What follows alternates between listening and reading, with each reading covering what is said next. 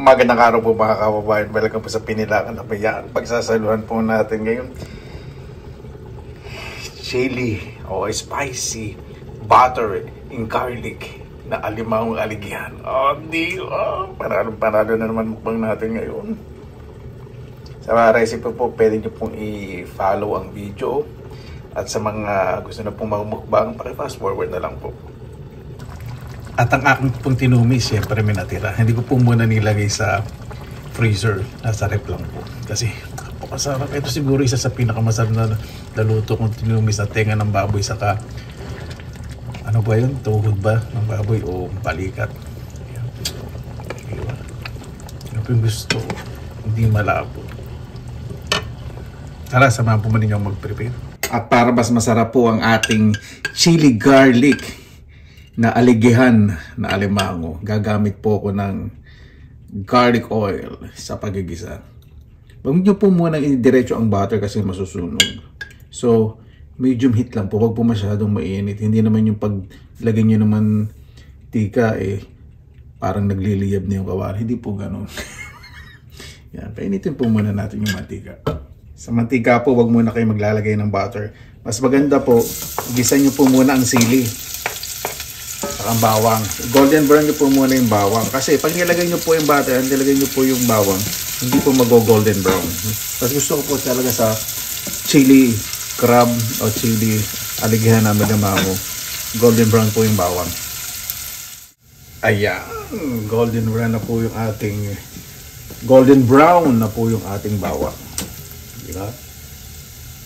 Medium heat lang po at maglagay na po tayo ng butter. Ilalagay ko po ngayon unsalted butter. Ibig sabihin hindi siya maalat. Depende po sa inyo kung salted butter ang gamitin po ninyo. Siyempre titikman po ninyo. Nakamay lang po natin to. Habang natuto na yung butter, lagyan lang po ako ng konting asukal. Hindi po ako gagamit dito ng ketchup or tomato sauce. Gagamit po ako ng oyster sauce. Mas gusto ko po ang oyster sauce. Para yung savory flavor, yung maalat-alat at manamis-namis na lasa. Di ba? Siyempre pag sinabing savory, more on salty part. Hindi naman yung masyadong maalat. And then lalagay ko na po yung ating alimango. Ito po yung nilagay ko sa freezer. Ito po yung aligihan na alimango. Napakasarap po yan. At magdadagdag po ako ng sandamakmak na murang sibuyas para mas masarap. Mas maganda po talagang medium heat o medium low heat lang po yung apoy. Huwag na po sobrang low. Kasi ito pong alimango galing sa freezer. So magre-release pa po yan ng liquid.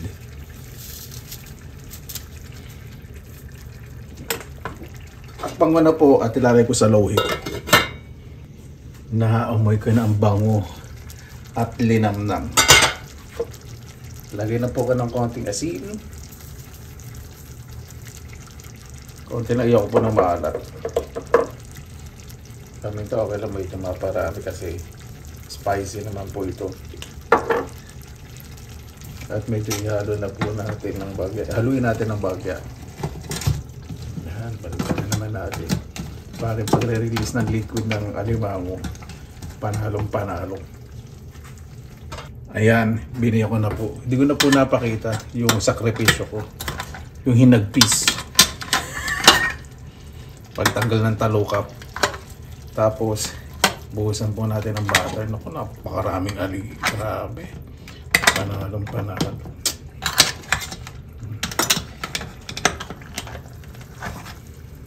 Sarap.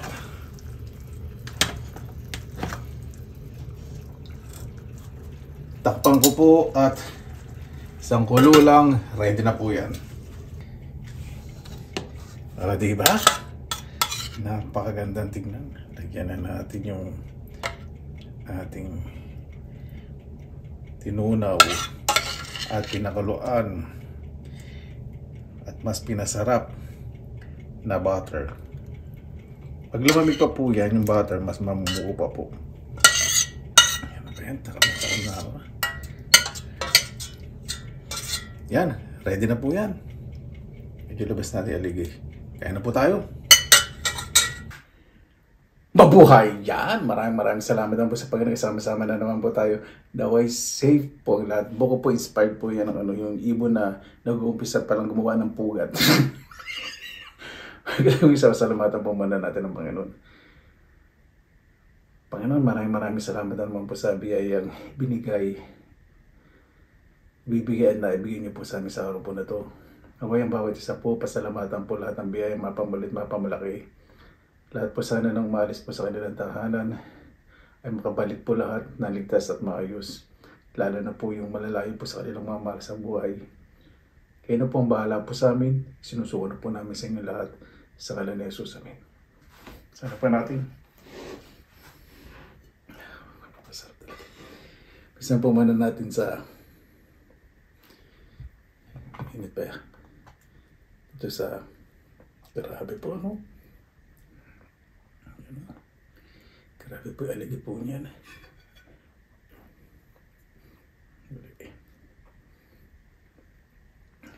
Lalaway na ako. Ito po. Pakita po sa inyo. Ayan po. Aligi po yan. Diba? Gusto ko ihalo sa kanin. Nakatog na ako sa gutom.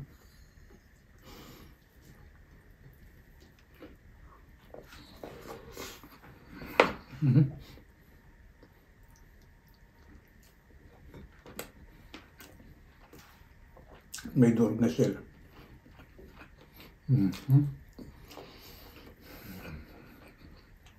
May pa akong lemon pati sa sili, pero mas lamang po yung lemon. Panalo. Ang laki ng ano.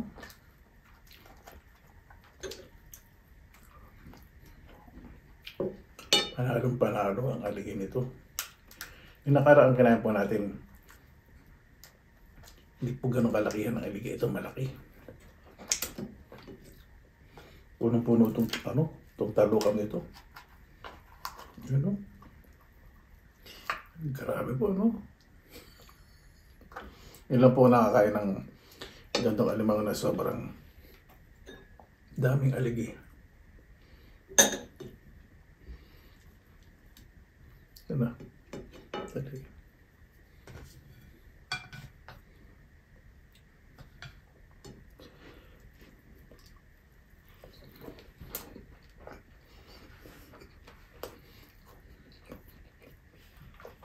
Kato hindi na matanggal kasi sobrang dami aligi. Ayun, masama.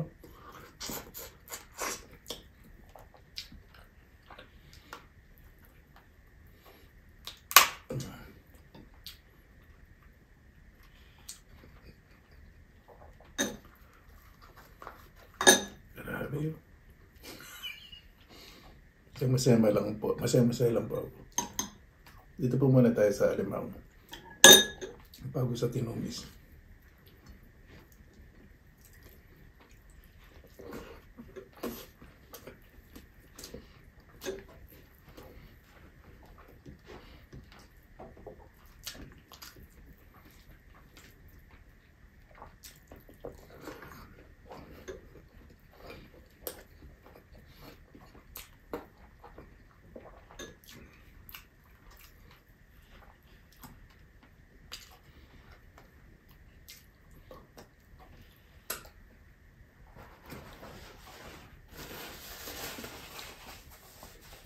Next time gagawa po ko ng preserve na aligi. Kasi napakaraming aligi po nito. Kapag may nabili po, ang kaibigan ko na ganito, regalo nila sa akin. Kasi hindi ko po alam kung saan niya bilhin, hindi sinasabi. Pag kung ito po yung tanongin eh. Pero pag may nakita, iyaano ko. Ibuburo ko. Baligi. Napakasarap mo.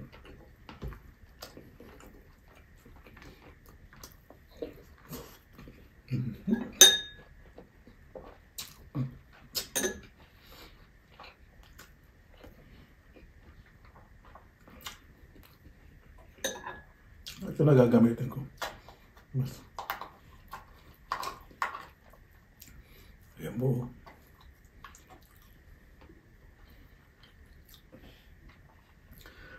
Panalo.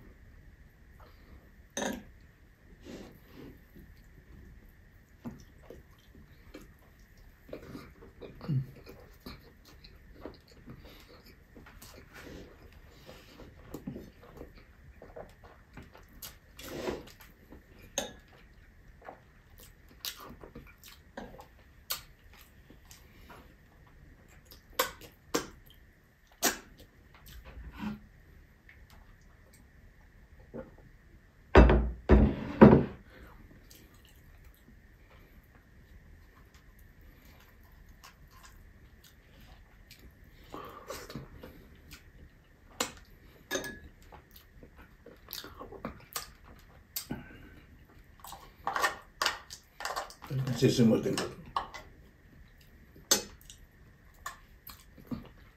Ito sandok ng tinugan dito. At tinumis.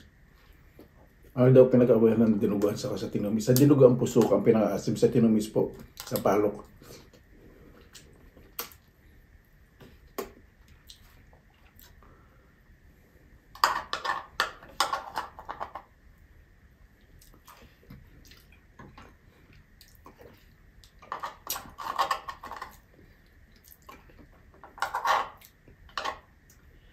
Yan.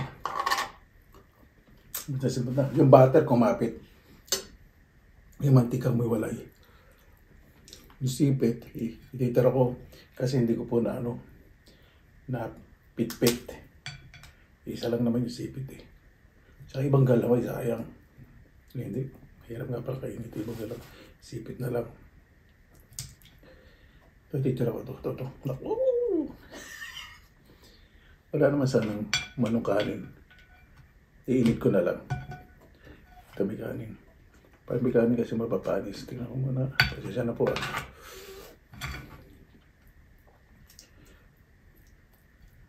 Yan. Kumain ako sa...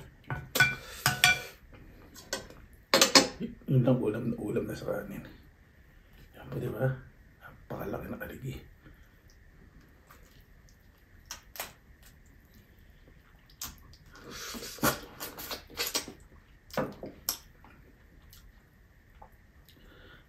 Panalo.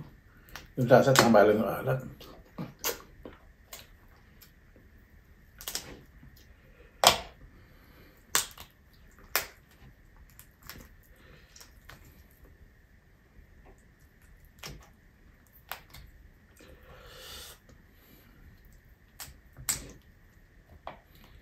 Ito po, hirap kainin itong galam eh. Mabalahibo siya.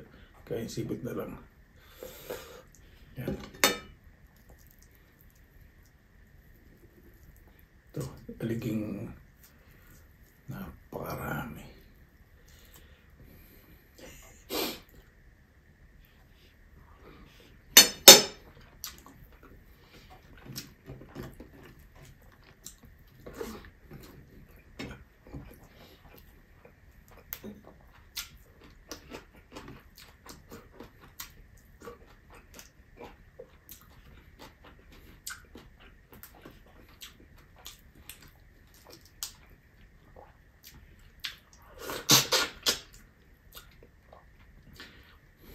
Hindi mo na ako masyado magkakanin. Para mas ma-enjoy ko.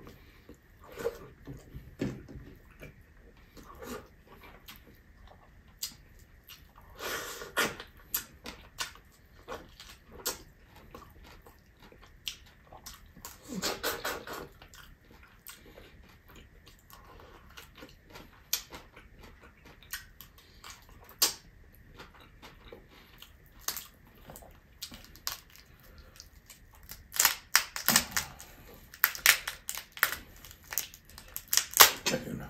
Yan po ano. Ano yun? Saan na punta yun?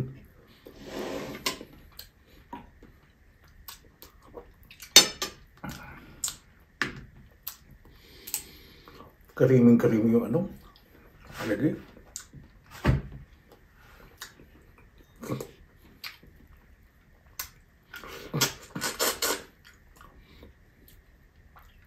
Ito po ang pinaka-the best na alimango na nakain ko po sa buong buhay ko po. Wala pong exaggerated. Isa yung ginataan natin, hindi ka ito karami, pero ito grabe. Sagad na sagad hanggang laman.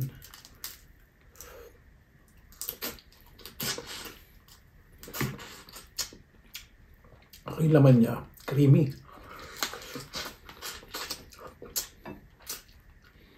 Pag ginata kasi, hindi ko masyado malasahan yung laman. Inalasahan ko.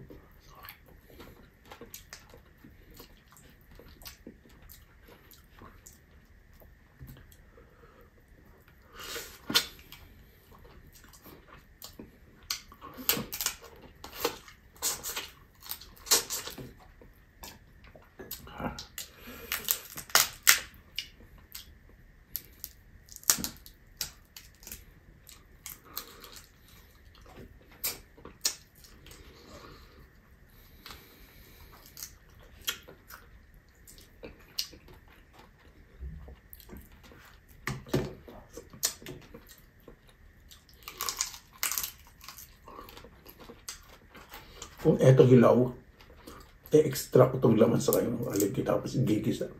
Ang daming magagawa.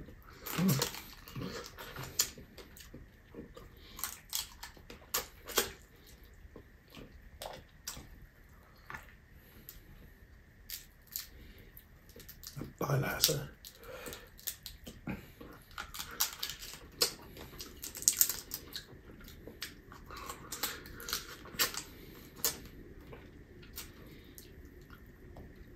Hindi ko po alam kung anong variety, variety tuloy. Ng alimango po ito. Basta napakasarap.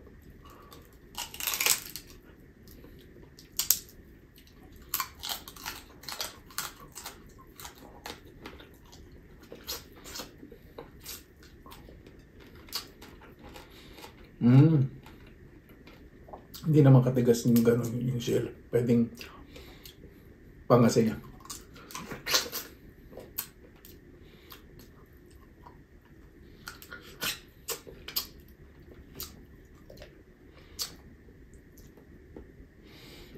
Excuse me.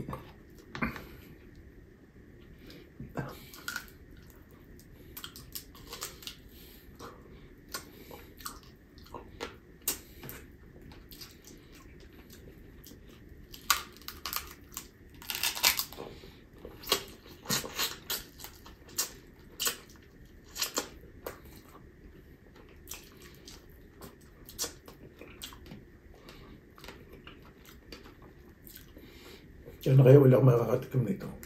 Pero nagpapasalamat po sa Panginoon kasi yung mga pagkain na nakikita ko lang sa TV na kakain ko po ngayon. Kaya malaking biyaya po sa akin ito na natikman ko po yung gantong uri ng alimango.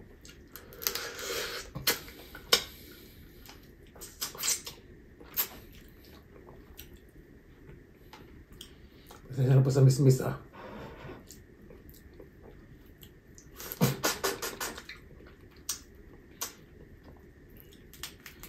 Siguro, isang beses pa lang po nakain ng lobster sa Singapore. Hindi ko po alam kung anong year yun.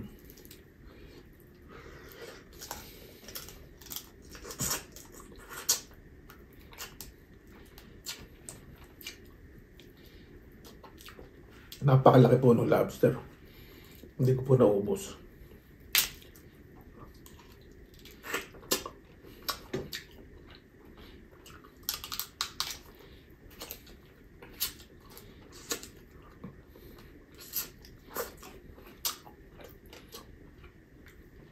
Pagdating po ng species na alimango, siguro ito yung pinaka-the best na species.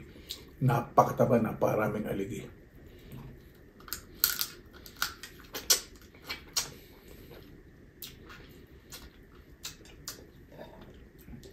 Pakicomment na lang po kung ano po yung species na ito, nakalimutan ko po eh. May nag-comment po nung nakaraan, nagkatapo tayo nito. Nakalimutan ko po yung pangalan.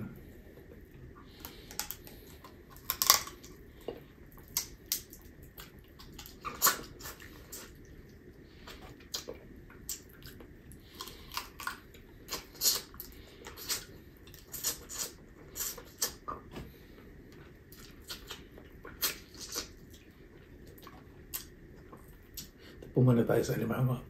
Ayos magtinumis tayo. Talaga sisimsimin ko po ito bawat hibla po nito.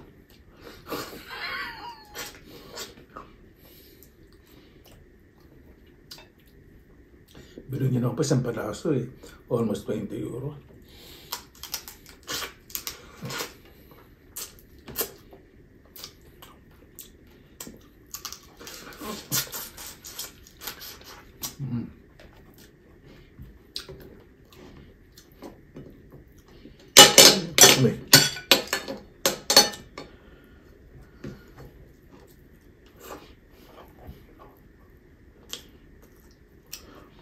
Itong mga aliging na halo sa kanin, napakalasa. Excuse me. Sorry for the mess. For the messy eating.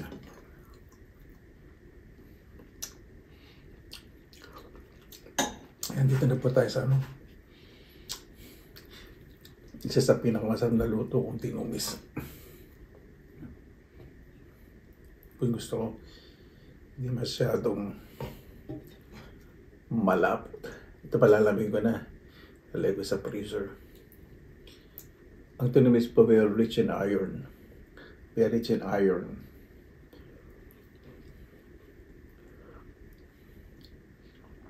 Ang dugo po kasi very rich in iron.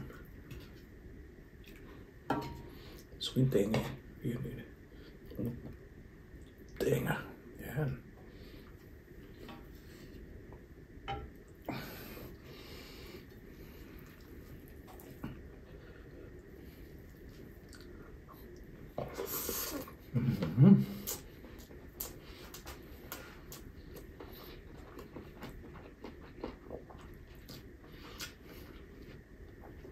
Napakasarap.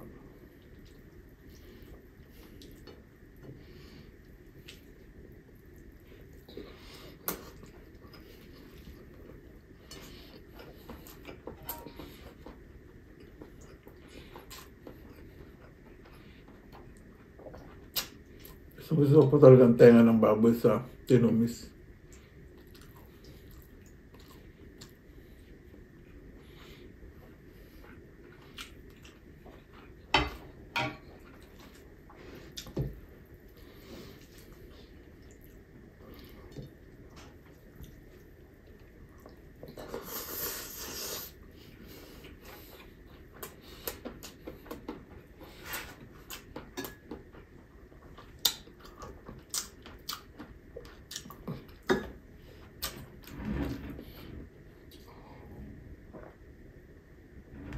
Lakas ng ulan, hindi ko parang pinaririnig po ninyo. Naku, bukas tuno na tuno ng yero sa labas. Kakaibang winter to. Halos wala nang yero sa labas.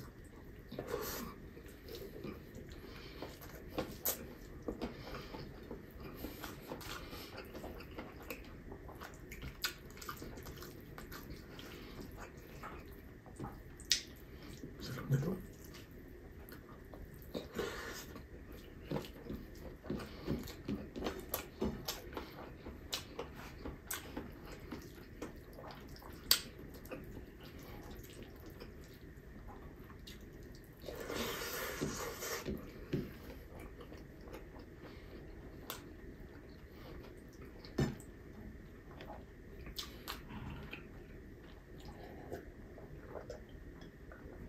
Apple juice po.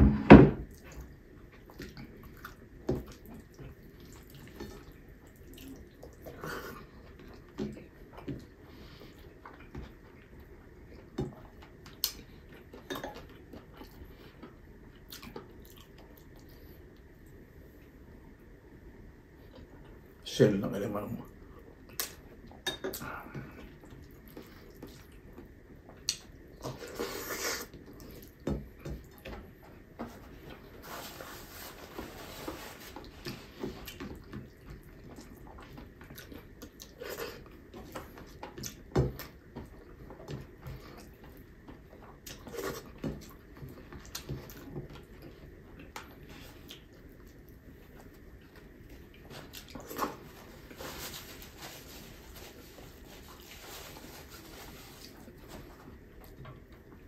Tapos, ay, naku, may lalaglag na kanin sa galit. Saan yun? Dito yun. Yung may malalaglag na kanin. Panis. Muna tayo.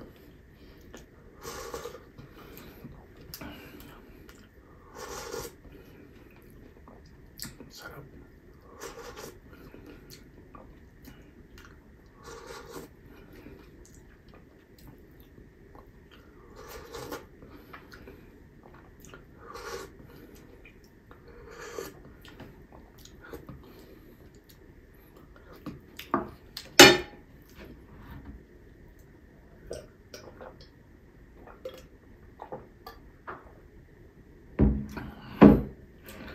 Paano po bakit tayo magtapos? Pasalamatan po muna natin ang Panginoon. Panginoon, maraming salamat po sa biyaya niyo po sa amin ibibigay na ibigay sa araw po na to. Ako lahat po namumuno sa buong mundo. Ibigyan niyo po ng pangunawa na mas maintindihan po pangangailangan po ng bawat mamamayan, Panginoon. Kayo na po bahala po sa amin. Sinusukuran po namin sa inyo lahat sa kanya ni Jesus. Amen. Ano po, maraming salamat po sa inyong oras na yun. Sa pinilangalakbay, basta lagi pa tayo positive vibes, good vibes. God bless. Ingat po lagi. Magandang araw. Laban lang.